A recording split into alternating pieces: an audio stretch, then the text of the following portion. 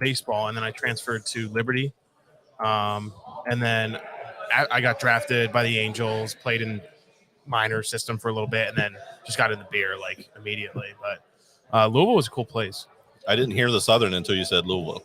Yeah, you got to say it that way. Louisville. I used to say Louisville, and they just were like, no, it's Louisville. Yeah, they're the sweetest people out there. It is like if I like raise my voice to like a sweet old woman at like McDonald's or something, I went home and like cried myself to sleep. Like ordering. They have gravy and biscuits at the McDonald's. Oh, there you go. Yeah. Cracker Barrels everywhere. Everywhere. Basketball games were awesome. And the Cracker Barrel probably doesn't even it's like a different restaurant than we have up here. It was like way more homey. Yeah. I liked Kentucky. Well, Louisville. I liked Louisville. Yeah.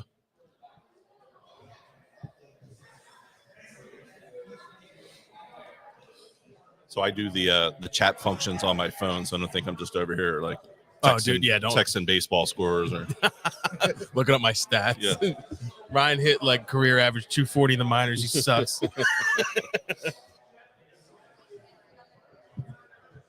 So what year were you in the minors? 2000. I got drafted 14. I played 2 years, so 14 and 15.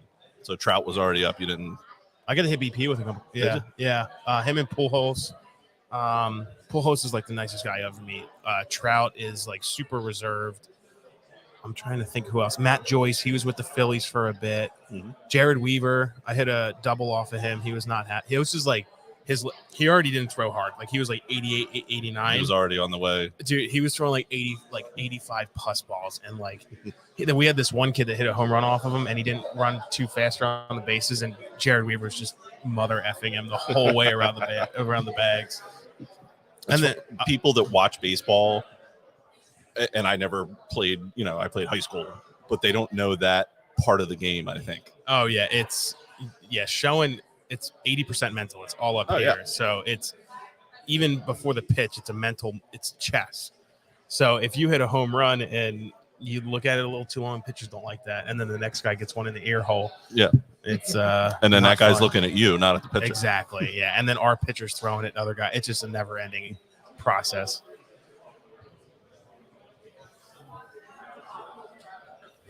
I got thrown at pretty good one time, like hit me in the head, concussion, all that, and our pitcher hit like 3 guys in a row, and the umpire, like after the second guy, the pitcher was looking around and he's like, "He's not gonna throw me out." And our coach was like, "You're gonna hit kids until you get thrown out." And the third kid, finally, the umpire's like, "Well, okay, yeah, now I'll throw you out after throwing 3 pitches behind batters, like making it." The other team was going absolutely nuts. I'm like in the dugout, like looking at you, can't even see. What do you think? You guys ready to do the thing? I don't know. I just saw a belt over there. We're gonna have to get into that in a minute. Oh yeah. What? The Breweries there's a PA belt. The March Madness belt. Okay. Yeah. Oh, okay. I see it now. I didn't know they did a belt for that. I was like, was there just a leather belt getting whipped around, or like is it a if our customers are acting up, we have a belt back there. All right. You guys ready? Yeah. Let's do it. Don't forget to hit record.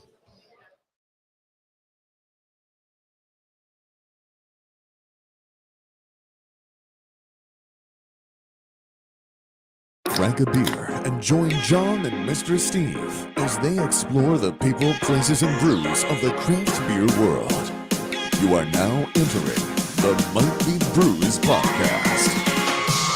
What's up, everybody? Welcome back to Might Be Brews, episode 71. My name is John. With me, as always, Mr. Steve. Mr. Steve, we have 21 days until season 4 of Drive to Survive comes back. You are way fired up. I am very, very fired up about that. Do it. You into F1 at all, Ryan? What's that? You into Formula 1 at all? No, not at all. All right. I'm going to try to convert you by the end of this episode. All right, so if you guys can't tell, we are live in, is this Jamison, yeah. Jamison, Pennsylvania. Jamming. We are here with Ryan from Warwick Farm Brewing. Ryan, thank you so much. Which one's this? No, that's not the one I was looking for. That's the wrong one. There we go. Oh, yeah. Wow, I like that. Ryan, thank you so much. Man, I really feel like I've shot messages to you in the past. I feel like we've been trying to work on this for a little while. And I think I'm glad that it didn't work out at first, because I think this was the right time, the right week to do it. It was, Like, yeah. Timing worked out really well. You guys came on a good day. You didn't come the week that we opened. We have a decent, it's not too busy in here. It's a nice little Thursday night crowd. Yeah, not bad. But yeah, you guys came at a good time. We're happy to have you guys here. Yeah, thank you so much. So we should probably explain that. You guys just opened last weekend your brand spanking new tap room. Yeah, we opened, this is a 5,500 square foot building, and finally, after about a year and a half of construction, we were able to start pouring beer inside and having our customers in here. That's amazing. I mean, this space is beautiful, and correct me if I'm wrong, but when we were pulling up, I guess I didn't realize that you didn't have really any tap room space. Like, you guys were just selling cans for the most part. Yep, just slinging it off the loading dock. We had a drive-through. Customers would come through, pre-orders. Most of it was pre-orders, and then in the summertime, we opened up our beer garden and did, pours in plastic cups, and it was a huge hit. And so it gave us some, we were just excited to get this going. It gave us, the beer garden was super popular, and we saw where this could go. Yeah, I'm really excited to unpack all that, because, I think I really want to talk about the whole evolution of how you guys got started, how, you started to pick up steam and got to where you are today. But first, because you're a first-time guest, we have to go back in time, and we do this with all of our guests, first time they're on.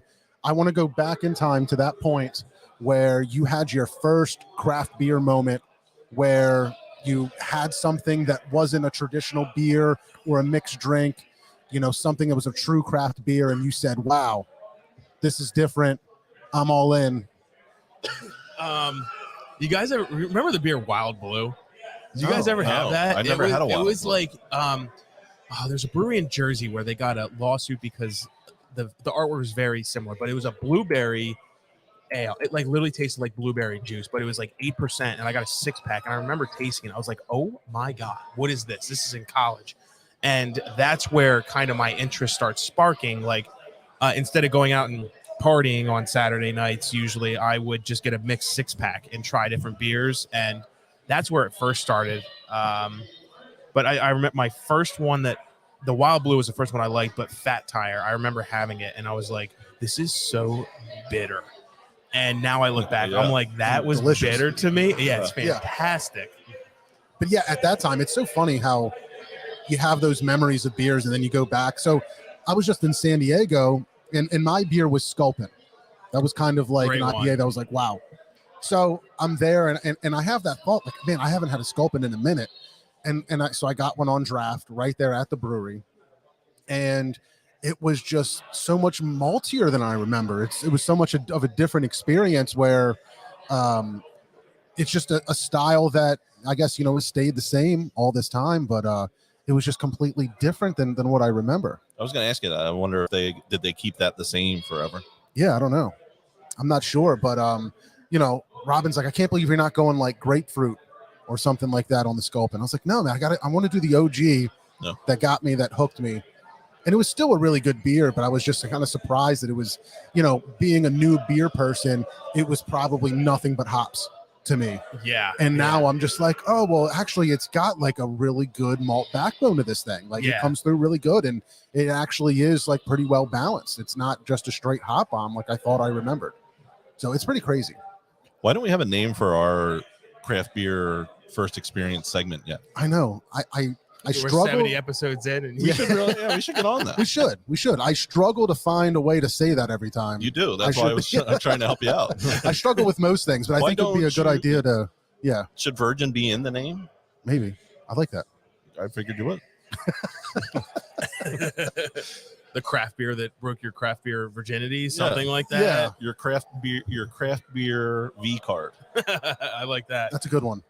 We'll come up with that. Okay. I'll pay somebody on Fiverr to do a deep trailer voice for it. That was neither of our voices. I heard you chuckle when the voice started. Yeah.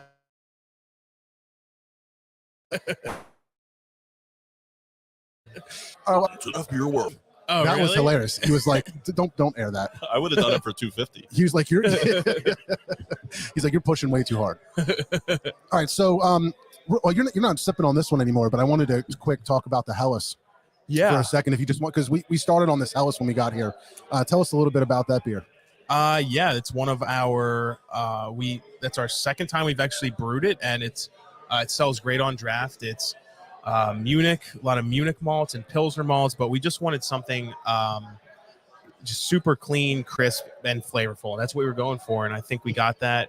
We have a really good house lager yeast. We ferment all of our lagers at 48, and we give them a minimum of 4 weeks in the bright tank to allow it to clear naturally. We don't filter. Yeah, and it's pretty much like that's a Warwick lager. That's a good baseline to start at.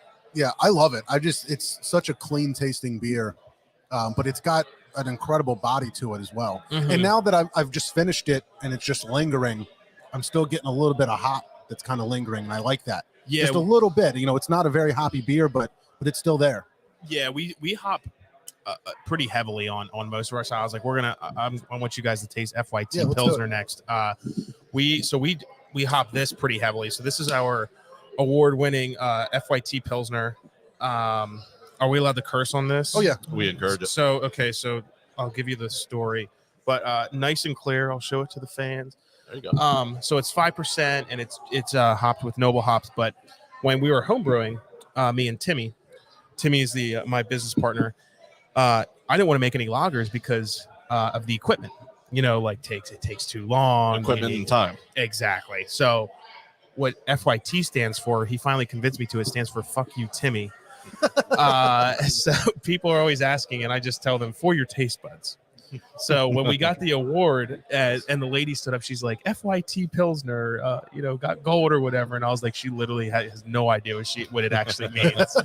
But, what did you win gold in? We won. What kind of? So it was the PA State competition. We took gold in the Pilsner category. Was that when you were homebrewing or here? That was here. Oh yeah. wow! So that was the first competition we entered, and we've been very proud of this recipe. It is hop forward. We use 4 malted Pilsner, which gives a really nice flavor to help back up that hoppiness that. Cheers. To back up the hoppiness that we want in this beer.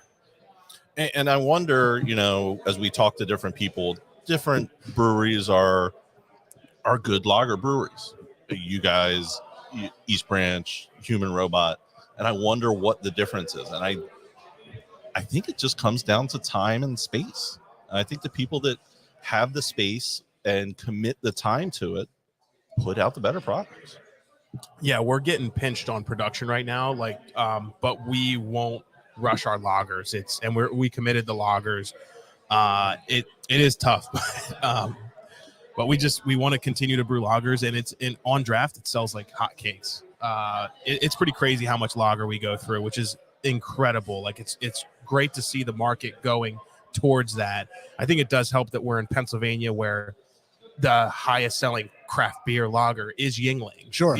And you have Trogs that makes a fantastic Pilsner. You have Victory that makes Prima Pils. Yep. So this is a lager, state. Yeah, absolutely.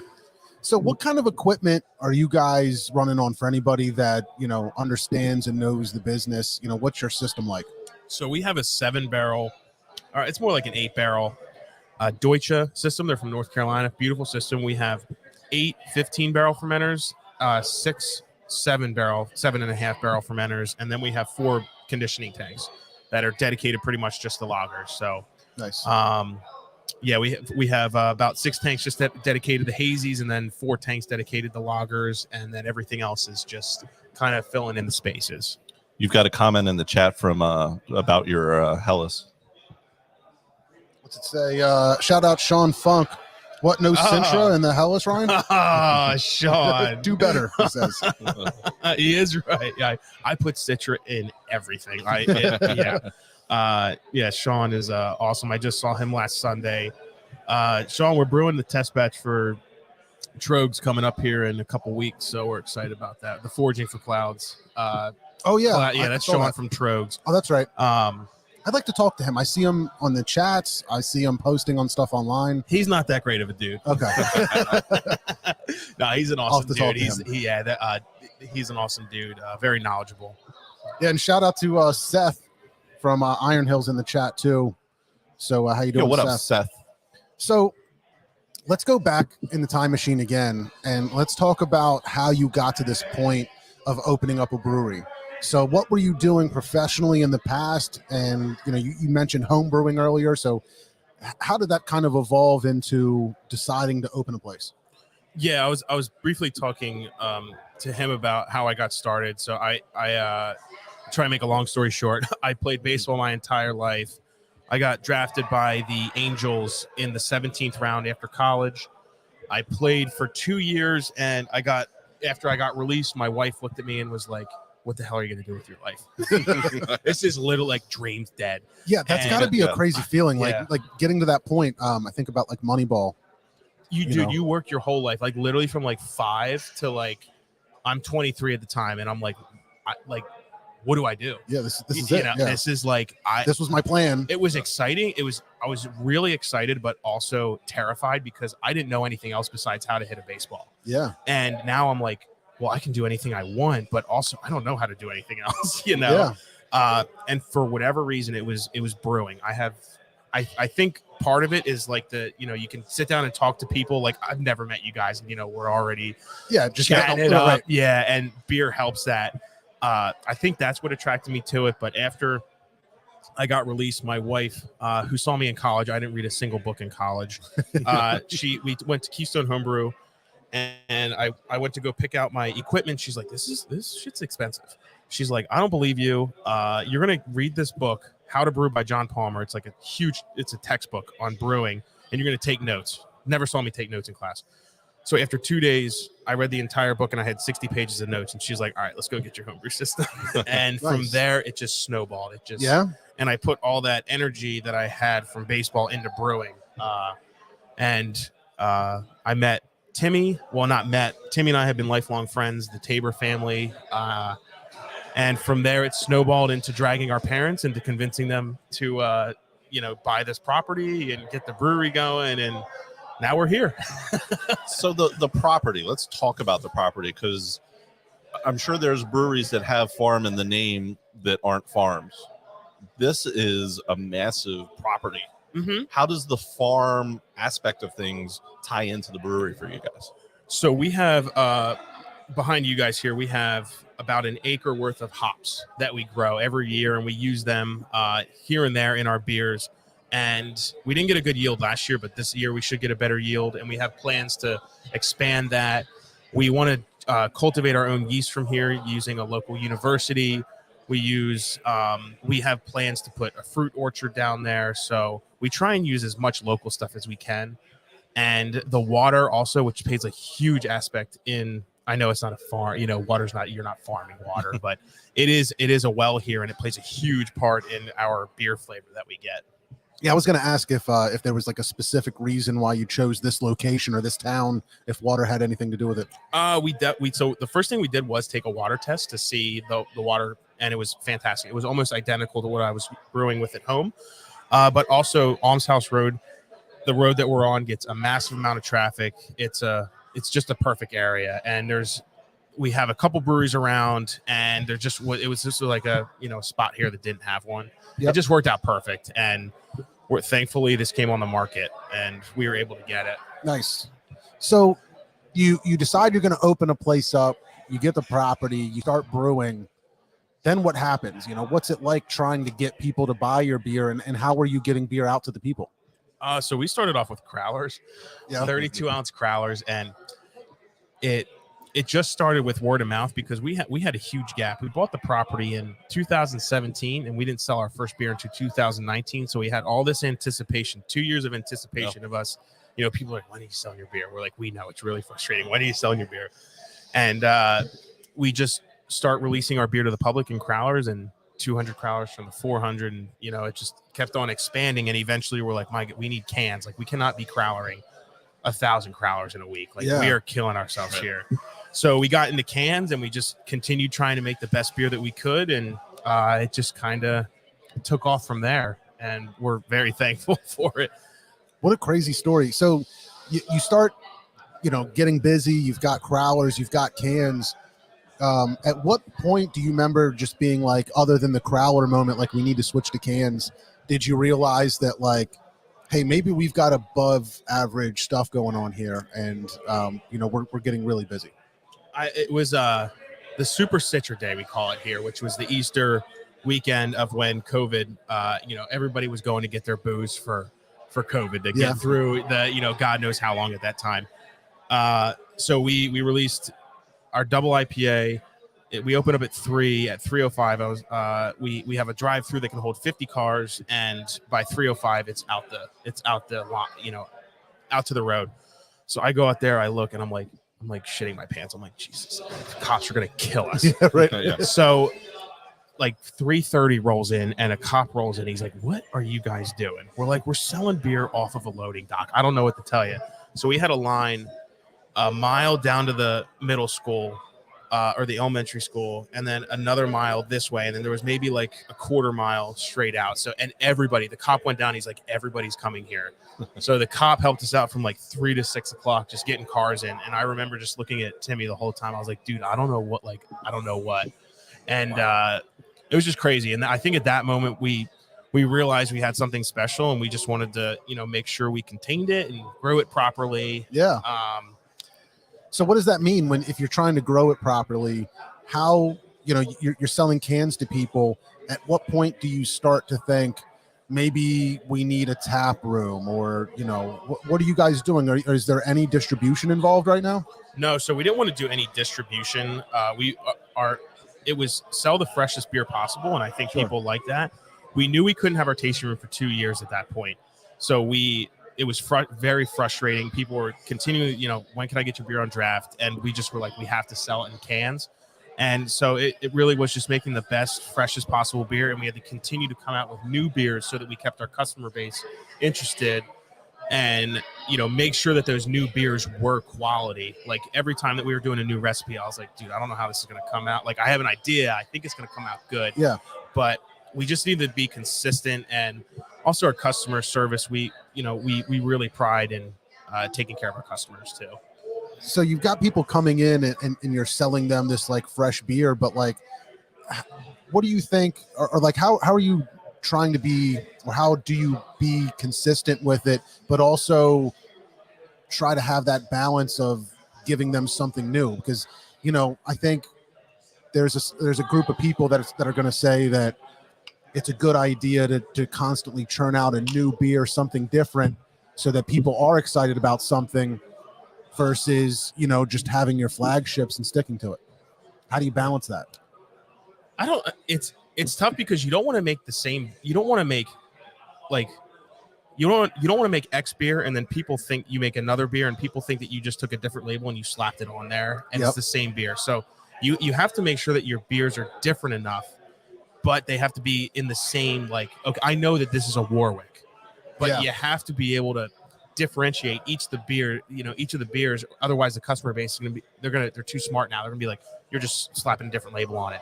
Yeah. And so doing that was tough, but we kind of did the shotgun approach, and we had a I know everybody hates Untapped, but we did, we just said, okay, if it's above this, we're going to bring it back. If it's not, we're just going to put it back in the portfolio, maybe bring it back.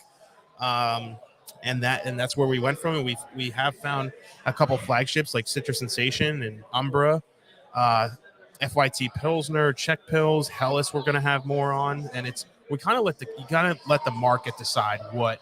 You can't push a flagship on the market. You got to let them decide what it's going to be. Otherwise, you're just going against the grain. Like, let them decide. Yeah. So when you guys were doing those different releases, did you ever think like, well, I want to have an IPA and a stout, or I want to have a lager and a shandy? Did you have styles in mind, or was it more? I know you said the shotgun approach. Where you're just trying to blanket everybody out and see what they like, and then try and hone in on that. Yeah, we knew hazy IPA. We thought we had a very good base recipe, so we knew hazy IPA and then lager. Those were the two ones that we really wanted to focus on. Timmy had the foresight to see that he thought lager was going to become more and more popular over the next 2 to 3 years. So I was been saying that, right? Yeah, and I it's it has been happening. Like, our lager sales have gone up over time, and so we want to be known for those two styles. Like, if you think of Warwick, you think of hazies and lagers. and that's what we wanted to be known for. And then Yeah. the shandies, you wouldn't believe how much shandy we sell. It's unbelievable. I'm like we'll go through like a crazy amount of cases, and I'm like, people are like, when's the margarita shandy coming out? I'm like, we have a doppelbock on draft, like, or in cans, go get that. But the shandies just came, we just wanted a summer drink, but yeah, now we're kind of known for our shandies too. I like a shandy. I'm a shandy fan. It can't be too sweet, That's Yeah. the thing. Yeah. It's just got to have the balance. Can we crack something? Yeah, Try the next one. you guys want to go for the Galway Stout Sure. or Irish? Let's do it. Tell us about that one. So this is a 4.2% Irish Stout. We mimicked the water from Dublin, Ireland, which is pretty cool. So Jay, our head brewer's favorite beer is Guinness, and I tried my best to get as close as I could to something like that. Now I do think it has a little more chocolatey note. We wanted something crisp, a little bit of bitterness, but no burnt paper notes. I think we did it. We have it on nitro right now. I think this beer came out really nice. That's what usually gets me in Irish stouts. A little too much tobacco-y burnt flavor. Yeah. I think it's definitely has some. It's definitely got a good roasty note to it. Mhm. I like that a lot. And it's got good body for being such a low ABV. It's not thin. Yeah. It's got a good body to it. Yeah, we used a lot of flake barley, which helps, but we're really, and then maybe after we can pour a little bit on nitro, it just completely changes the beer. It takes there's a little bit of bitterness after. Yeah. With the CO2, once you get that CO2 out of there and you put it with nitro, it's just it's like butter. The Guinness was my first legal beer that I ever bought. Yeah. Around my family. And I almost couldn't finish it. It was, Yeah. I was so used to drinking my Yingling lagers. I had that Guinness and I was couldn't take it. So you guys are watching Untapped. You're trying to figure out what's going on, and I guess at some point you decide, let's try to sell some pours. What was your first go at selling pours to people? Oh, it was. We literally just opened up on a whim in October, and we just threw a couple chairs out, and it was way busier than we thought. We're okay, we got to plan something. Excuse me. We got to plan for something for the springtime. So our plan was we had the pour in our cooler. I'll show you the brewery after this. Okay. They have to walk down a flight of steps, and it has to be lidded because of the takeout laws in Pennsylvania. So if we pour it in a plastic cup and I hand it to you and it's considered takeout, it's illegal. You have to put a lid on it, and then I can hand it to you. You take the lid off, and you can drink it on our property. It's the weirdest That thing. is weird. So we had to do that. PA's liquor laws, man. It's so dumb. So you put a lid on it, it makes it takeout.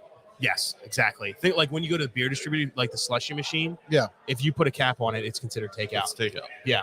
Wow. So that's how we got around. We kind of loopholed it around that, and then the beer garden just kind of took off too, and it was nice to see, because it gave us some projections on how to deal with this and that when we still don't know how to deal with both, but at least how to deal with this with the takeout too, just from a production standpoint.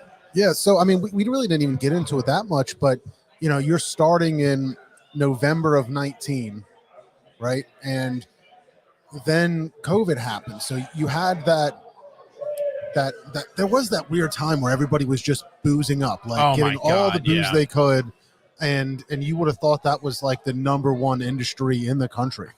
Nothing was, I think streaming services and booze were just killing it. Maybe Peloton at the beginning, right? Yeah, I got one of them. Yeah, everybody was, that's where everybody was spending their money, right? Yeah. So what was that like when you're I've got this dream, I'm going to make this dream happen, and then a global pandemic gets in the way? What does that feel like? It was more because we had so many things with land development that we had to go through, and right when we were all right, we can get going to construction, we got kicked in the teeth, and they're this is gonna be another year before you can get going. And then the pandemic hit. I'm oh my God. So we just were you know what? Nobody feels bad for us. Let's just put our head down and let's kind of try and do our thing here. It is wild though, because nobody knew. You're wearing gloves at the time, latex gloves. Nobody knew. Full masks in July, and people are pulling up. they have a mask on, opening their trunk, and you're putting a case of beer in there. Yep. Yeah. And it sounds crazy, but I think the pandemic, because people had nothing to do, they just stayed home. Like, Yeah. it did help us out a bit, because we would get people coming back every week. Like, what does Warwick have? And, get the next week and the next week. And It's crazy, man. Like, you would think, when you're opening a brewery, you want to have that great customer. You want to give that great customer experience. yeah, You want them to be like, to just feel like they're part of the team, they're part of the family, that they're, it's a local business. You're a special part of that. And you're immediately having this disconnection where, like, you're not even sure if you can make eye contact with people. You've got masks, you've got gloves on. They're holding their confirmation email up against the window like I was. Exactly. Yep. And then you don't know, like, if you're, to take a break, taking your mask down and somebody looking at you and judging you. And it's so stressed. Everybody was so stressed, but we had fun doing it. I mean, we drank so much beer here. And we met, I'm looking out in the crowd here, and I can already notice like 10 customers that were here from the beginning doing drive-through, and they have so much pride in, like what this has become now. And we have I'm sure everybody says, but we have like the best customer base. So did you think that you were going to be primarily takeout and that was going to be your thing for the foreseeable future? And then how did it evolve into opening up this space? So the plans with the tasting room were completed. So we had the everything drawn out in 2018. Okay. And we knew that we had to go through a lot of land development. We did not know it took triple as long as we thought.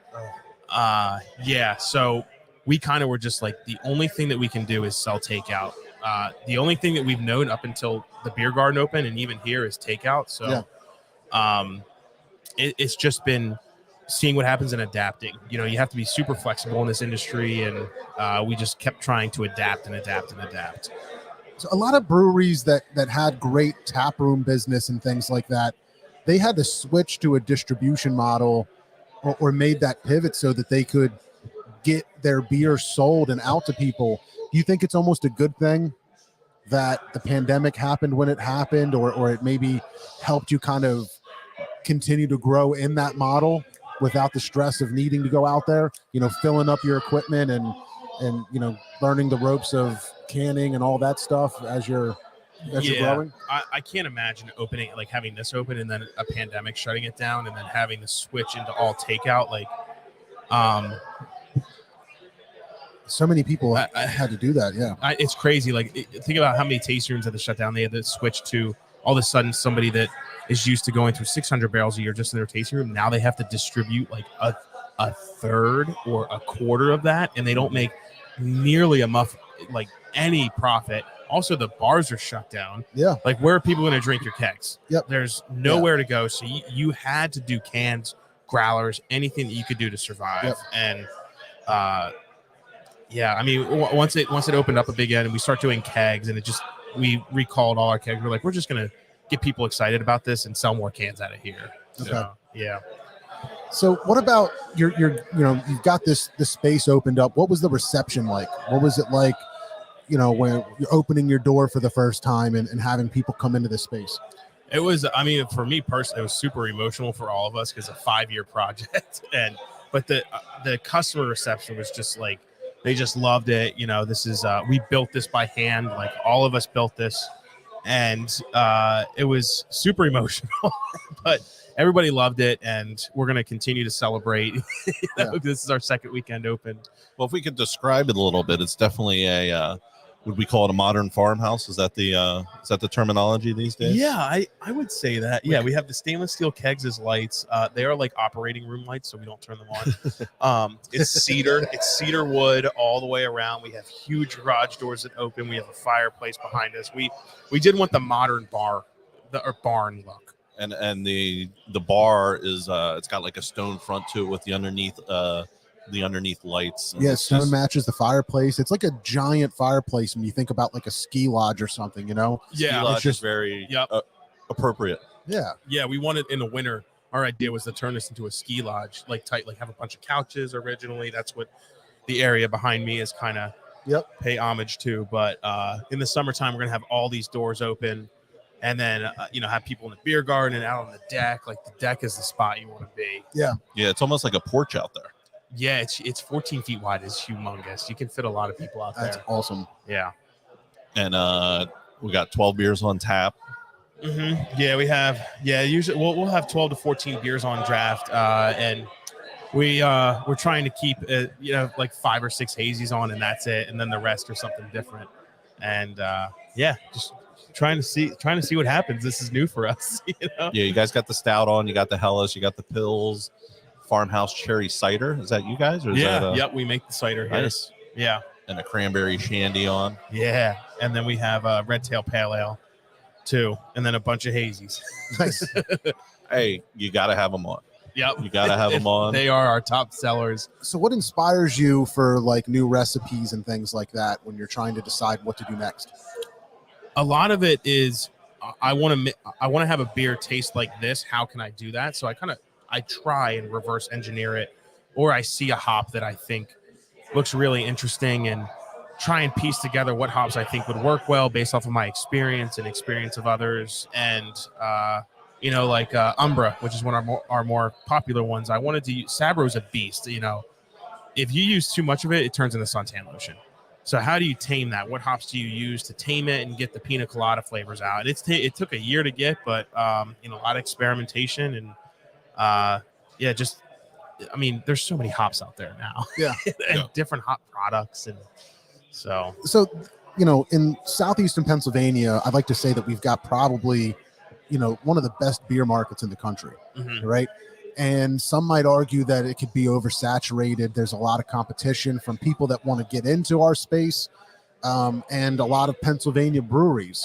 How do you try to fit in or make your own mark? Because I would imagine it's sometimes it might feel challenging to stand out in the crowd.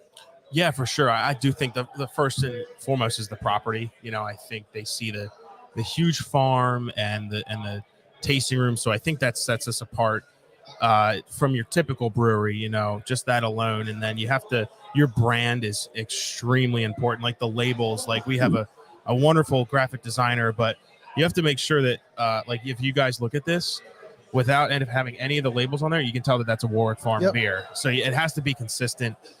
Label it, this was huge part of our branding. Our humor, our personalities, we think plays a strong strength in our brand. So showing that through social media, but not too much. And then just the beer, we're trying to make the best beer possible.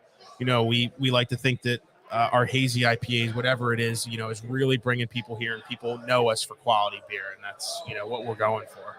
So you're putting out quality product, and I feel like from the outside, being an outsider, that I've had your beers before, but I haven't been here before. I haven't made the trip.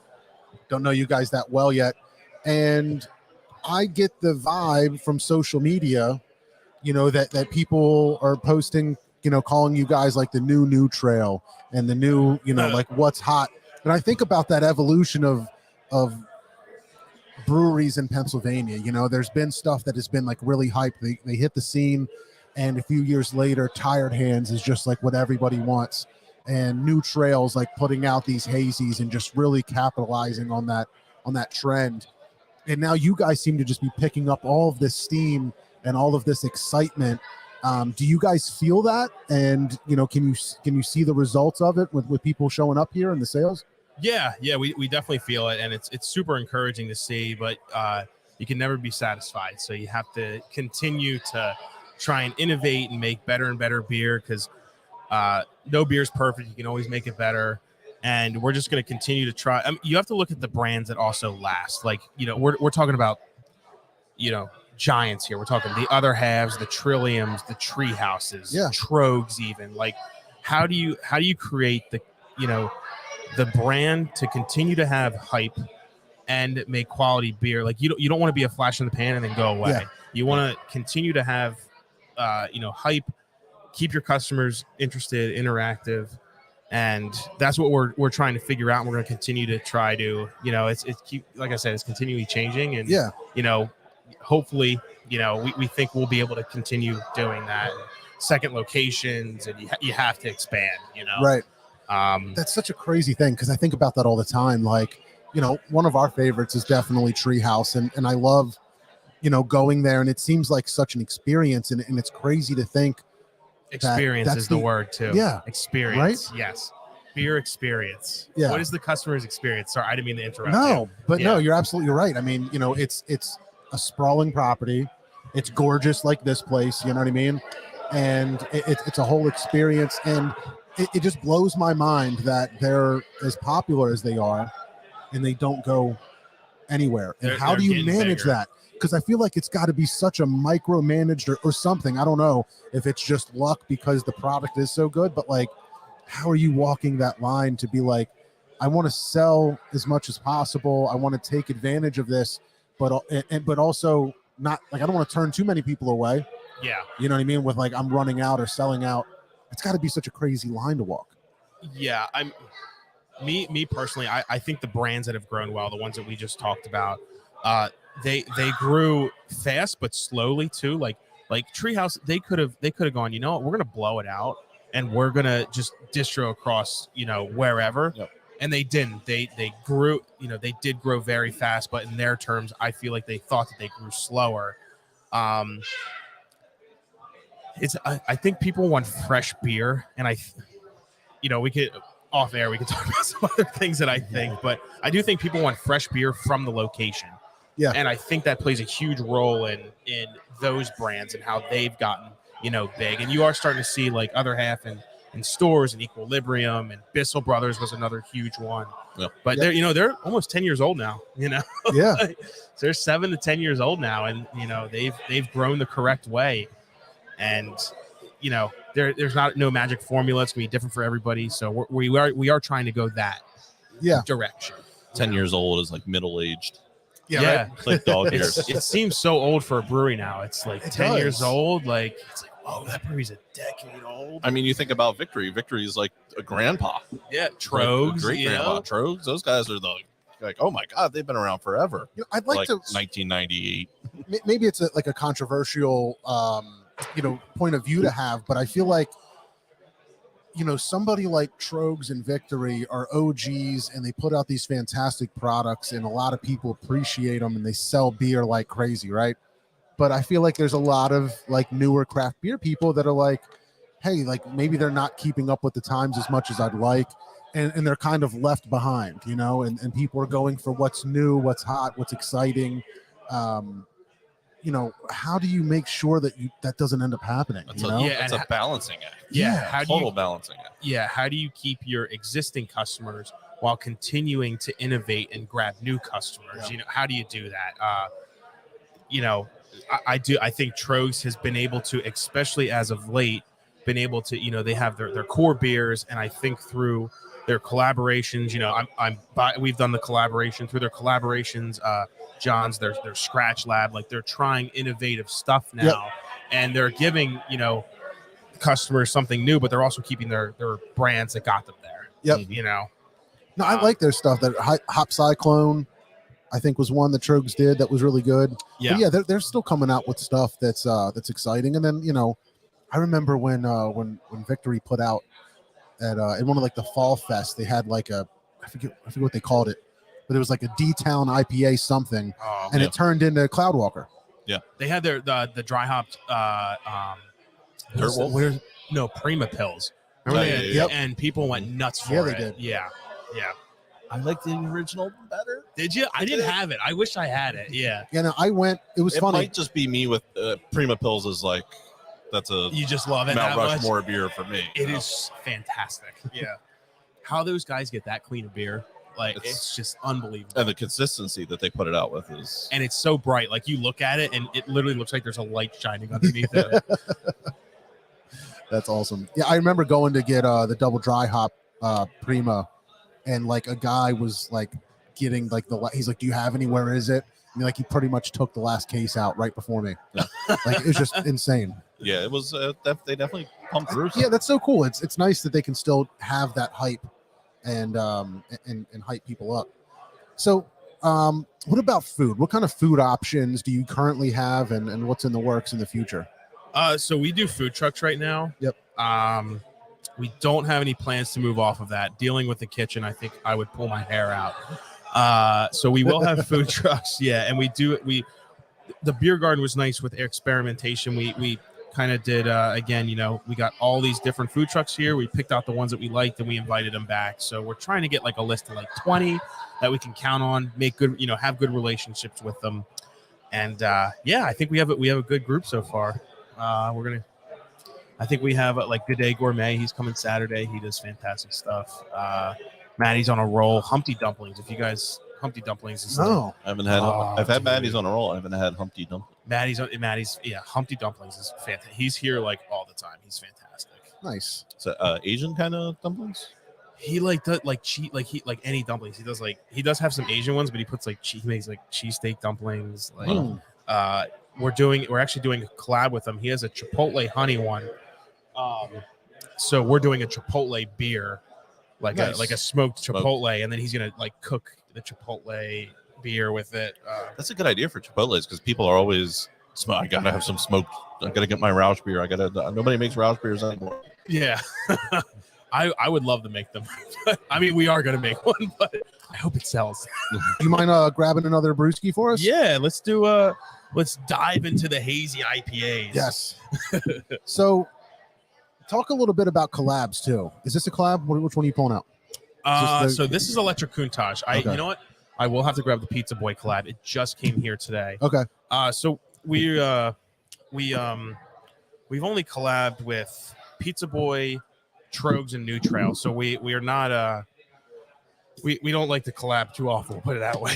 Okay. Yeah, we have we try and build a relationship with breweries, and Trogs was I believe it was our first one. Yeah, and we just hit it off with the guys there, and it was awesome to be able to do that with them. And then New Trail, of course, they're just good people and they make fantastic beer. And then Pizza Boy, Timmy and the owner of Pizza Boy, Al Kaminsky, they're like best friends. So we had to do a Pilsner with them. Nice. Yeah, I'm always curious, like if people get super excited, to collab, or is it really just to get together and drink, or do you guys really do a good job? Like, you try to learn? Yeah, we try and learn as much as we can, and it is an excuse to come and have the absolute time of your life. Yeah. Don't get me wrong, but like we have learned so much from Trogner, so much from Al Kaminsky and New Trail. We've learned a lot, and it's trying to keep learning and just keep learning. There's so much stuff to learn in this industry. Well, there's so many different techniques and different ways to do stuff, and just picking different people's brains that's got to be just exciting in and of itself to just see how different people do different things. Oh yeah, for sure. Yeah, and you're talking to some of the titans in the industry, and they're just here's how we do stuff. How do you do stuff? And being like, wow, I never thought of that.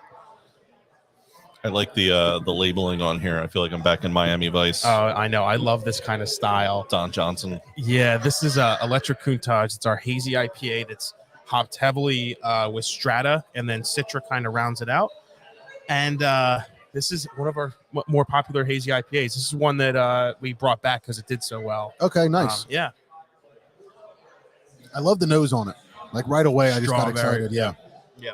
All right, so you've got a very... I like the way you're describing the palate, and the flavors that you're getting. Because a lot of times I'm like, oh, it's juicy. Oh, it's got a good bitterness, but it's still juicy and it feels like it's got a good body. But like I don't feel like, unless somebody actually tells me, I don't know if I could pick out strawberry or guava or orange rind, things like that. Yeah. Candied orange, I hear a lot, and I'm just like, I get it now that you say it, but I couldn't just pull that out versus something else. I like that you're saying strawberry and not like hints of overripe honeysuckle flower residue. Yes. Yeah. We try and shoot it straight with you.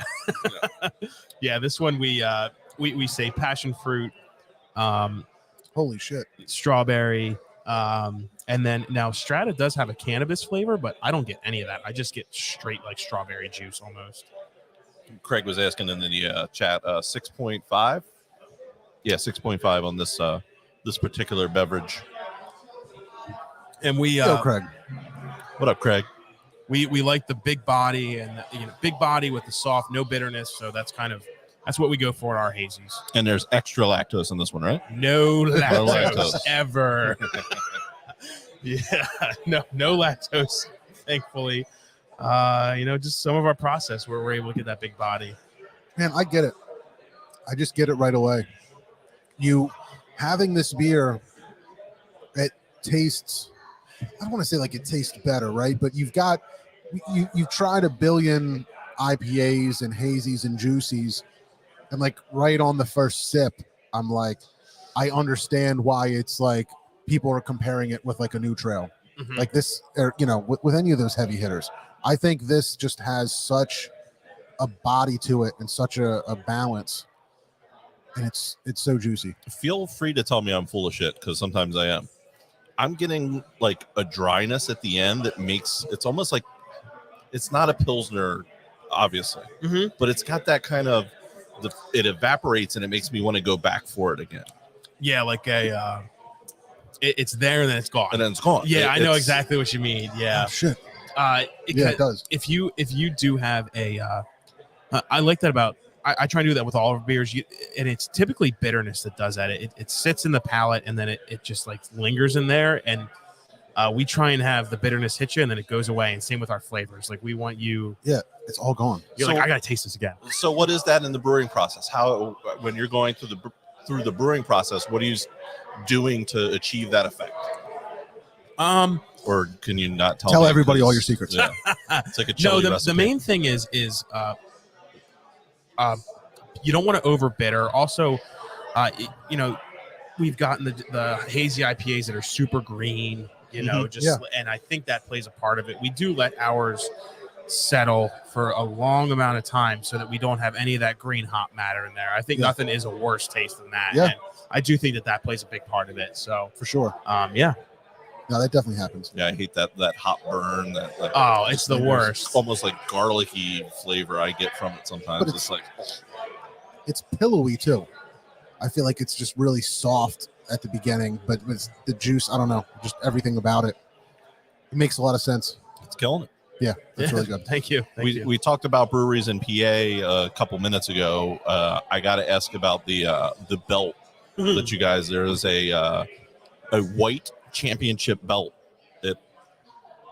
I think they call it the strap. Is that what the wrestling contingent calls it? I think so. That sounds right. Is that I like that. Yeah, I'm hip. I'm with it. Yeah, I'm with it. What is the belt for? So we feel free to crack as many as you want. I'll get some other ones too. Yeah, we're good. We won the March Madness contest with Breweries in PA, the group, which I'm sure everybody's a part of. And we got that belt for it. And if we won it, we made a deal with our customers that we would cut our hair in the mullets. So me and Timmy, we cut our hair in the mullets. And I really think people were like, we have to see these guys with mullets. So people were just hitting the vote button. I'm like, people really want to see us in mullets. So we did a mullet fest. So me and Timmy, we sat here, we videotaped it, did live stream, and got my hair cut in a mullet.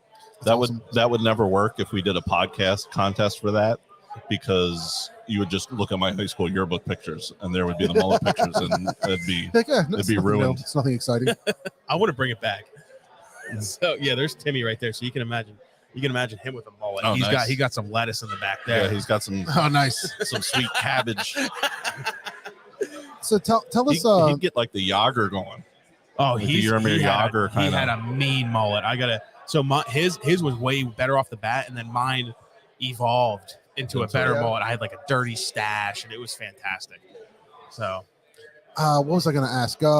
I see you pretty active on social media. Mm-hmm. You guys release a beer, you've got a new beer coming out. You do like little live streams and talk about what the beer is and what's going on. So, why don't you tell us a little bit about that and what kind of part that plays in your process? Yeah, I do think it plays a part in the brand and keeping the customers engaged and excited. So, like an example is we pre-ordered Pineapple Invaders, which is a very popular double IPA, and this one's popular also. But so we did that one on pre-order, and then we're like, surprise, we're releasing Electric Countach walk-in only. So you get the customers that come in for this, and they're like, well, I didn't pre-order Pineapple Invaders. Is there any left? And we're like, well, sorry, you got to pre-order. Yeah. So it's trying to keep the customers engaged that way. But we really we like interacting with our customers. So we do a live stream. We're going to do every other week now on Wednesdays. It's fun. It's fun for us to do. Social media, we try and keep it light and fun, and take quality pictures when we can. But yeah, people love the stories and the, us messing around in the brew house. So, Speaking of the can releases, have you guys had to change your production now that you have the tap room open? More production? Just shifted it around? that has been it's been a nightmare. I'll put it that way. We have no cans anymore. It's because first and foremost, we have to make sure we have draft, and then anything afterwards is cans, but it's balancing, Right. Like we thought Umbra on draft was going to go like crazy. We knew Umbra's in cans was going to go fast, but not that fast. We're like, holy cow. Like we ran out of 100 cases in a weekend. We're like, Jesus, we're like, I didn't make enough. And then there's a ton in kegs now, because it's 7%, it's a heavier hitter. And right. Like everybody's going after the 6.5 on draft, but they don't go as much after it in 4-pack. So it's like, how do you, balance it? And everybody wants Pilsners on draft, but then when it comes to 4-packs, they're not the sexy, sexy item you want to get. I've never thought about it like that. I guess the higher alcohol stuff in cans, people would more gravitate that because they want to come to the, they might be driving out. They want to have 4, I never really thought of it that way. 9.3% beers. Yeah, right. Mm-hmm. That's awesome. Unless the wife is driving like usual. We don't have a beer over 7% on there. Our highest is Umbra. Now we will have one double IPA on at all times, and it'll be a 10-ounce pour. But yeah, anything above 7 is definitely just going to be canned for the most part. Do you see that as a change? Because I feel like that change is happening. They're, drinkable is such a loaded word. It can mean pretty much anything. But I feel like we're getting away from those 15% triple IPAs. And I feel like they might be doing some off as a specialty, but they're not like the rule anymore. Yeah, the only one I can think of is like Ralphius, that's doing the high ABV, 15 to 17, and like the highest beer that we brew is 10%. Maybe 12%, but an imperial stout. But a stout makes sense, but you're not. They used to be hot though. You're not getting barley wines. Yeah. But even like the crazy IPAs that are really high ABVs, people aren't really going to a bar or going out and being like, I want that 8-9% double. Maybe they are just kind of trending towards the the lower ABVs. Do you see that like our sessions and things like that more popular? Because also like seltzers and ciders and things like that are becoming more and more popular. So are people going for the lighter stuff, the easier stuff? I think on draft, 100%. Yeah, because I think people are more conscious with driving now, so for sure they want it. That's part of it. And I think people want to have multiple beers at a brewery. They don't want to have like 2 double IPAs and be like, well, that's it, I gotta get home now. We do see that shift in the market, especially on draft, but when it comes to cans, everybody's taking home the high ABV stuff, like and because they can enjoy it from their home. And we can we have a super session, which we can taste, but it's a 5.5% hazy IPA that tastes like has the same body, we think, and has this flavor. So that's a big seller. All of our beers that I think it was 2 through 6 of our top, or 3 through 6 or something of our top sellers last weekend were below 5.5%. Nice. So that kind of tells you, the market right now at least. So I think I see some paper menus up there, but what's the experience like when people walk in and they're here to have a beer or to take stuff out? How does that work, and how do you actually what's the most efficient way to come buy some beer here? Online ordering for sure. So Monday through Wednesdays we do online ordering, so customers can pre-order 4-packs if they're scared that something might not be there. So we do push that. And then when Thursday comes, you can come get your online order and then get a draft here. So we have, a beautiful bar that we built here. So right now we have to use plastic because everything's back ordered. It's insane. And so you can get a pint here, and then you can hang out, in our beautiful tasting room on the deck in the beer garden. And then we do have a new merch room behind us, or behind me. So you can go in there. We have a cooler in there. You can get more 4-packs if you'd like. And we have noticed our takeout has gone up now that our tasting rooms open, whatever our beer garden, because people, they taste something, they're like, oh, I got to get that. Yeah. So nice. Yeah, our takeout has gone up too. Well, that's the move. Whenever I go get takeout at a spot, like, oh, well, I gotta, I'll have one while I'm, making my pickup. Yeah, of course. Yeah. So, But Yeah. that's the cool, like, going back to Treehouse, that's one of my favorite things. You're always there, and then all of a sudden they're like, oh, you can get beer there too now? You can have a pint or two? And it just makes it that much more special to be able to hang out, get something on draft, and sometimes it's something that has never been canned before, Mhm. It's just something that you can get on draft that's like whatever a top seller has been, but it's on mango or something, Yeah. It's something pretty crazy. So Mhm. yeah, that's kind of interesting. That's a neat take. One thing I got to say though, that I don't know how to handle it or what the right thing is, but if you walk into a place like this and you see all those names up there, it's hard to order without, I guess it's not that hard. You can pretty much tell what style of beer things are, but I always have that trouble when you're just reading beer names. And then I'm like, well, I don't know which one I want, because maybe one says it's got Mosaic and I know I like Mosaic, or some things, the New Zealand hops, and I love the New Zealand hops and I want to go towards that. So I don't know. we want to interact with the customer, so like you asking a question helps interact with our staff. Yeah. So by not putting that up there, you go, what's the ABV, and you go, this is 6.5%, and Yeah. then you engage with the customer, which is part of the experience. So that was purposely done, that we didn't do like stuff like that up there. That Sure. could change in the future, but we do like interacting with our customers. Plus, if so much stuff is online and people are ordering and pre-ordering and coming to pick it up, they probably have a good idea of what everything is. And it seems like Yeah. you guys try to do a really good job with your online stuff to really educate the customer with what the beers are and what the description is and what kind of flavor profile to expect. Yeah. I think that's really important, to not just be like, hey, here's this beer and here's what it looks like. You got a really nice description of everything going on, what they can expect. And I think that's a good approach. Yeah, if you can accurately describe what the beer is going to taste like, usually people are going to enjoy it. Yeah.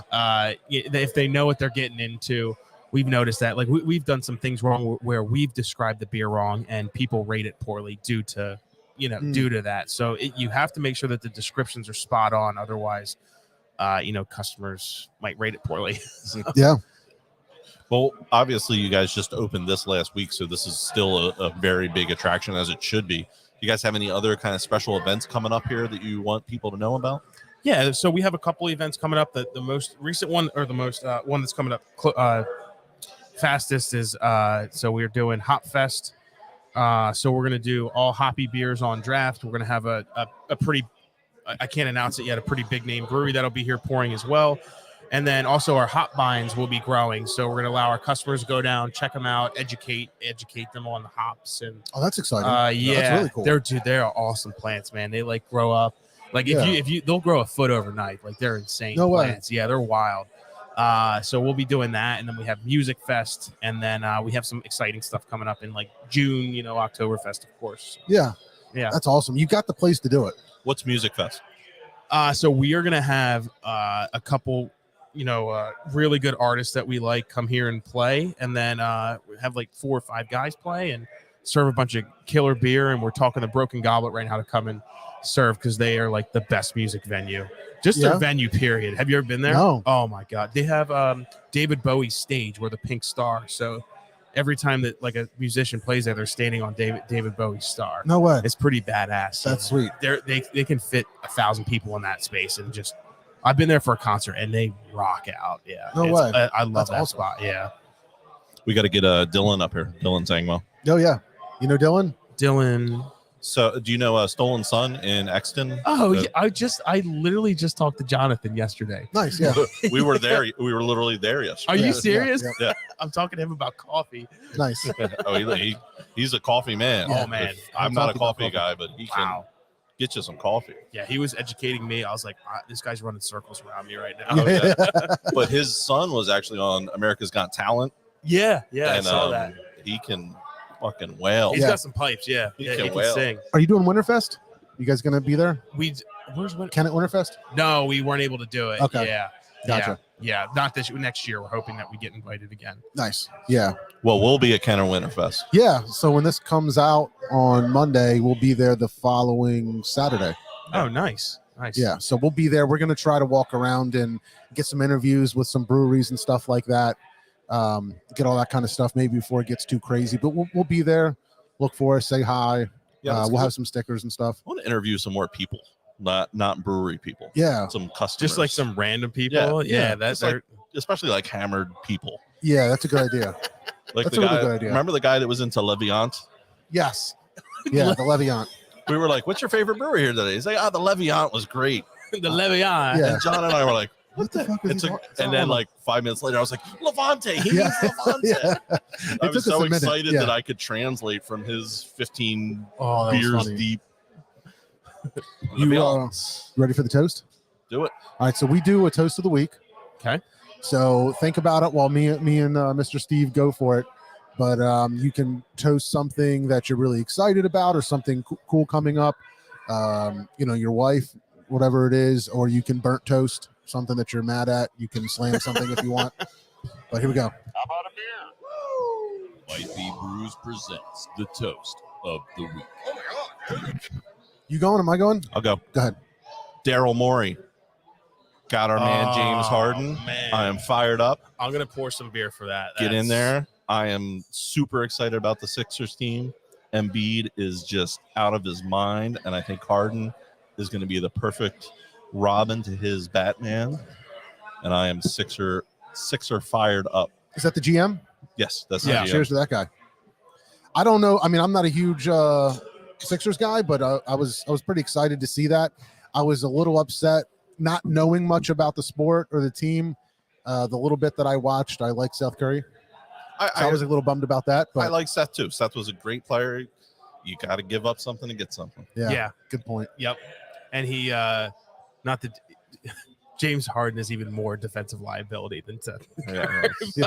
We're gonna We can get Matisse on the floor. We'll be all right. see now. Matisse is the one that needs to step up his offensive game. Yeah, And just hit Just a like little 2 bit. threes a game and get like 2 putbacks. Just score 10 points a game. I mean, that's a lot to ask of him, though.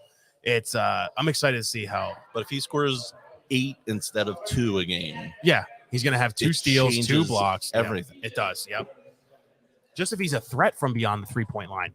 just if you make somebody step out to him, Yeah. because if you double Embiid, you can't double Harden, because then You just can't. you can't. What do you do? You have 2 unguardable guys. You What have do you- Danny Green in the corner. What do you do with those two running a pick and roll? Oh, I don't. What do you What do? do you do?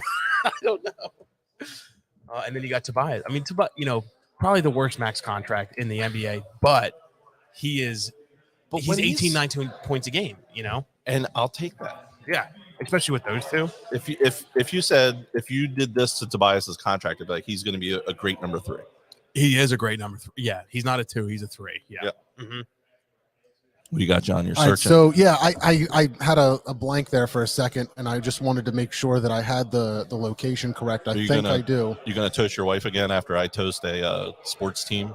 I Make do me want to look like toast the jackass again. your wife, because your wife. Oh, so now I don't toast my wife. You toast my wife. Great. No, I just want to say that it I was. toasted YouTube one week, and he's toasting his wife, so I look like the chump. I just want to say though that we all hung out last night, and your wife is the absolute best, and like our kids just swear that like you guys are family because of her.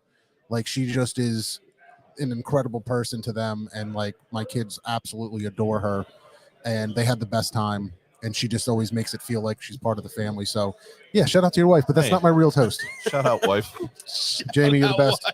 Listen, I want to give my shout out to Marcus Baskerville and Weathered Souls Brewing, our friend down there, San Antonio, Texas.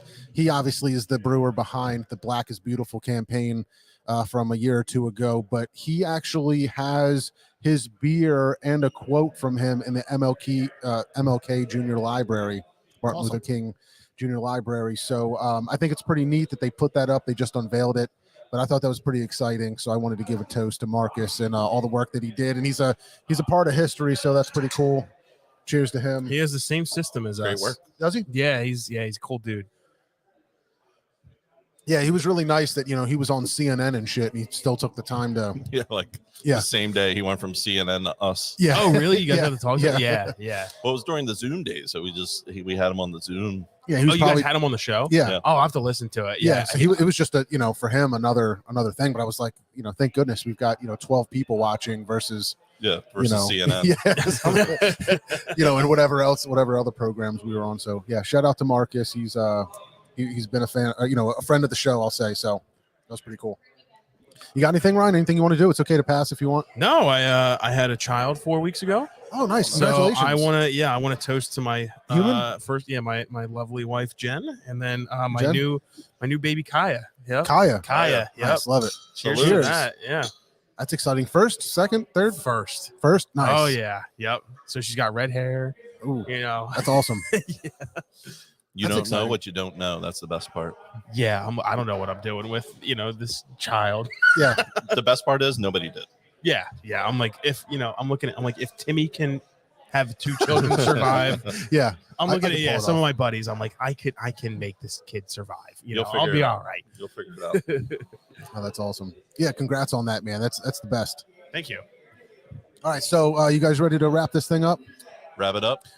Ryan, thank you so much for helping set this thing up and for just being a part of the show and creating content. It was an absolute blast. So cheers to you. Thank you so much. Best of luck to you guys in the new tap room. Thank Yes, you. best of luck. Continued success. Guys, if you took the time to watch us or listen to us, we really appreciate you. Make sure you're following us on all the social media platforms. Look out for new episodes, new content. We've got, who's coming up? We've got Roof Down coming up. We've got Kenneth Brew Fest coming up. We've got Be Here Brewing coming up. There's somebody else that I'm missing. But lots of exciting stuff. So make sure you guys are following us, and we will talk to you next time.